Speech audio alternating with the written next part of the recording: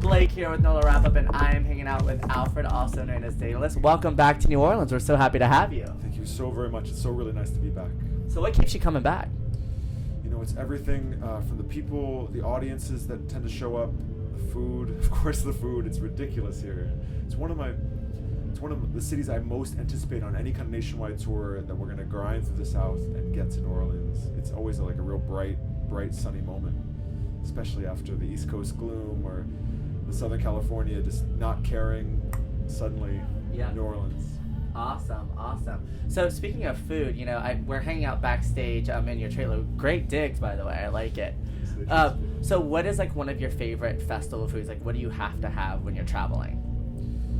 You know, I don't have that much of a sweet tooth, but the kind of carnival foods that do come out are something. But let's be honest, most of the time you play these kind of events, I do tend to gig a bit, and there's the kind of same kind of vegan options and the vegetarian blandness and the kind of weird meats that have been sitting around all day.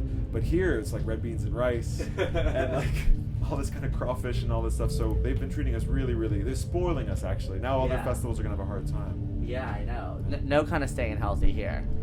Well, that's kind of the motto, isn't it? I thought that was the unofficial one, maybe at least. So I have to say, I walked in and I saw your outfit for tonight. Give me a little bit about your style inspiration for what's going to happen when you walk out in that outfit. You know, I'm very influenced by Victorian dandyism. As silly as that sounds for electronic music, there was a tenet, an idea basically that was proposed, that every gesture you made when you dressed up, every little collar that you creased or, you know, tie, a little tweak, was meaningful. It meant something. It was a little code. And I like that with my music. Every little drum beat has a purpose and a place. So maybe dressing up a little bit like that makes it so they cross-contaminate each other, puts people in a different space, makes them think about things a little differently. It's the aspiration. Well, I have to say, I might have to borrow that blazer later tonight. You're very welcome. It's going to get a little sweaty. I just tell you now, this is a little sticky down here, so we're trying. So we are here at Buku Fest, and you know, Buku in French means having a lot of. So what do you have to have Buku of in your life?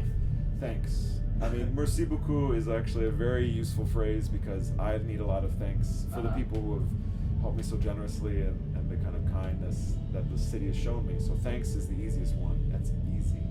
Absolutely.